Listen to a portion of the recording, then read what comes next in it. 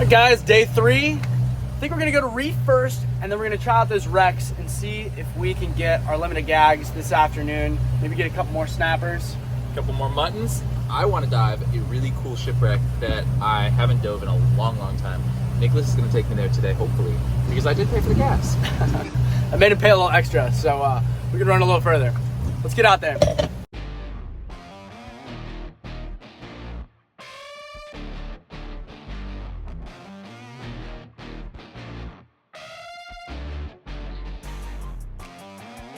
So the spot we're heading to right now, Brad saw a 60-pound cubera there yesterday.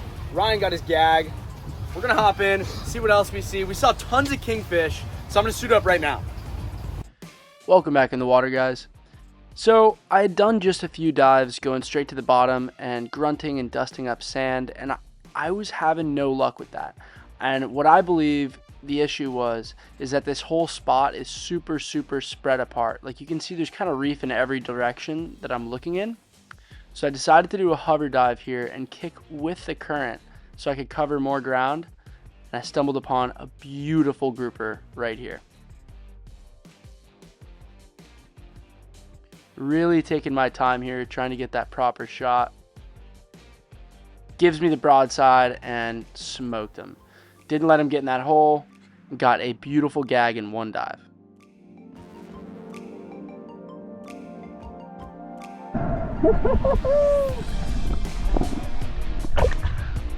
Yeah! How much for a hover? Dude!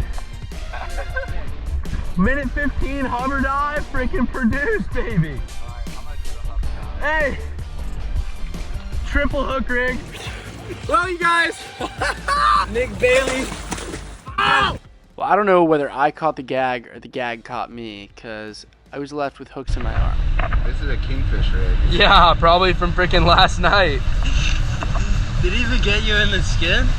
The one of them did, but we got it out. It wasn't too bad. Thankfully, this Rife wetsuit saved me. Sweet! Thanks, Brad. Midway through another hover dive on the same exact spot, I see a giant mutton right here, and I decide to make my approach parallel to him and let the current kind of close the gap for me. So as I'm doing that, I'm also extending my gun, get a beautiful shot. Stoned him, and this was a 12.5-pound fish. Really stoked, and a great way to start this afternoon of spearing.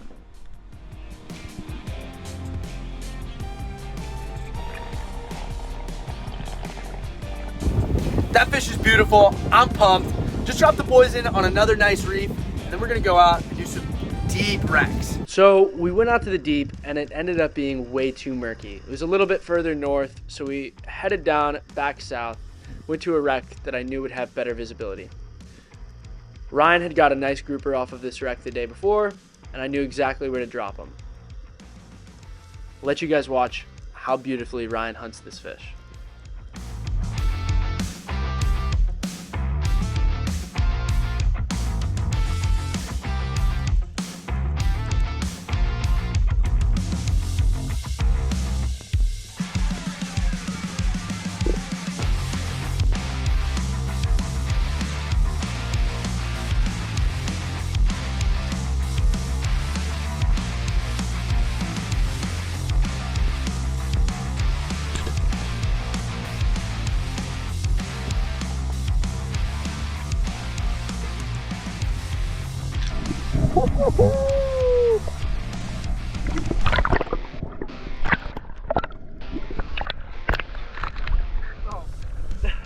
Nice fish, bro.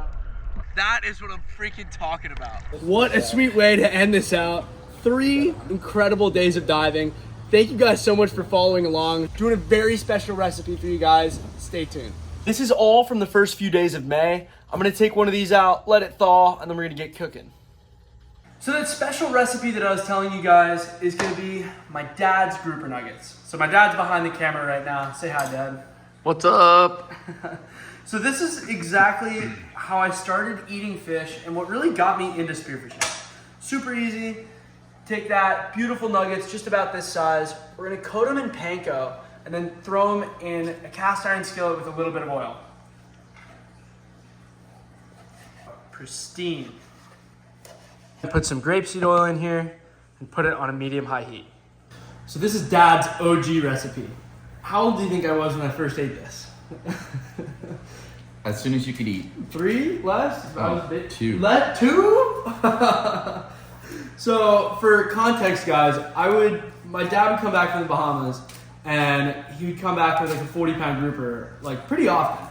And when he was cooking these for me, I thought it was the best. I thought it's pretty similar to chicken nuggets, but a little bit better. And I asked him like how he does it, and I'll never forget. He holds up a handmade Hawaiian sling, and it just mesmerized me. I mean, it's just, there's no technology behind this. This is a piece of rubber, wood, and a spear. And he would dive down to 50, 60 feet, shoot these groupers, and bring them home for dinner on a single breath. And that's really what got me into spearfishing. So I want to share with you guys Dad's recipe that got me into the whole thing. So we're dipping this in egg. I try to use one hand on the breading side and one hand in this, otherwise it gets all over the place. The grouper has a very mild flavor. So yeah, if you have kids try this and they're little, they'll pretty much feel like they're eating chicken nuggets, and yeah, the kids love it. They just ask for more. And something that I feel like was a huge part of that was his sauce. So we're going to show you in a minute how Dad makes his sauce. We rented a sailboat one summer and we all went out, and Nick was so determined to get a fish. He was 10 and he was just like, Dad, I'm going to do it. I'm going to do it. And so we found a shallow spot. Nick tortured this poor fish, but finally got it. I shot it 2 times, which my dad clearly has never done. It wasn't quite enough to feed everyone, but so what I did was I threw in another fish, but I didn't tell him. And then we told Nick. Everyone was like, wow, Nick, you fed the whole family. You fed the whole family. And Nick was he felt so good about it. It was really cool. I was a true hunter. I didn't realize I was creating a monster. When we got back, getting ready to clean the fish, showing him the insides of the fish, and he goes, is that the heart? And I'm like, yeah, that's the heart. He goes, wow. I heard that, like, when you get your first deer, you're supposed to eat the heart. He's like, do you think I should eat it? And I said, oh, no, you don't have to do that. And he goes, I'm going to do it. Gump. I swear. True story. And I was like, oh. So you have to keep in mind, my extended family was on this trip. My mom, my sister, and my grandmother. And you should have seen the look on their face when I came inside with grouper blood dripping from both corners of my mouth. And I said, Mom, I ate the heart! Yeah, the women love that. That was the summer Nick really got into, like, all of a sudden, spearfishing became his, like, #1 thing. We shot a lot of fish that summer. It was really cool. Mostly I watched everybody else shoot them, but I thought it was epic. And since then, I have not stopped. Yeah. For a couple years after that, not one fish lived under our dock. Every sheep's head and moonfish got shot immediately. And fried up, too. They did not go to waste. Hey, and I was proud about it. So now this pan is super hot. We're going to throw this fish in and get it nice and crispy.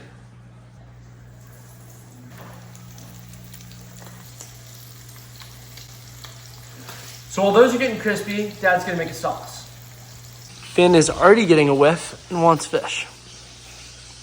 All right, this is a really easy sauce. The Bahamians use it all the time in their restaurants. It's super easy to make, but it'll level up your fish. We're gonna use mayonnaise, ketchup, and a hot sauce, and also lime. Look at those crispy grouper nuggets. I'm so ready to try one. I'll race you.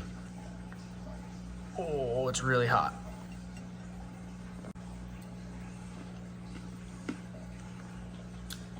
Very crispy. Yeah? What about these weird breadcrumbs? Are they edible? Breadcrumbs are, I like regular panko better, but they're very crispy. They're good.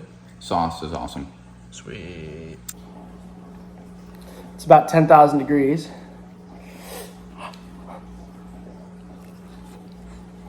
Mmm. That's really good. I don't think I'll be doing the gluten-free panko, as opposed to the regular, but I still think that this is absolutely fantastic. And the sauce, crushed. We'll get a Finn review. He's looking for the next piece, which makes me think that Finn liked it too. Thank you guys so much for watching this video. Headed to the Bahamas in 2 days, so expect videos out really, really soon.